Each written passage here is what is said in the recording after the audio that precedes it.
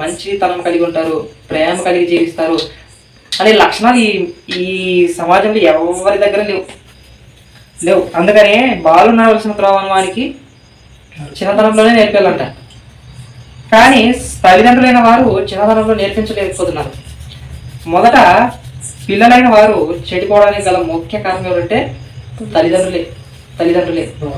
15 ఏళ్ళకే తాగుబోతయ్యాడంటే, దోమపానం చేస్తున్నాడంటే ఒక తల్లి యొక్క మనసు ఎంత వేదన చెందాలి, ఒక తండ్రి మనసు ఎంత వేదన చెందాలి. నా కుమారుడు, నేను ఇష్టపడి కన్నాను పిల్లలు పుట్టగానే చాలా సంతోషిస్తారు. కానీ వాడు చెడిపోతుంటే చూసి ఆనందించే తల్లిదండ్రులు చాలా మంది ఉన్నారుగా.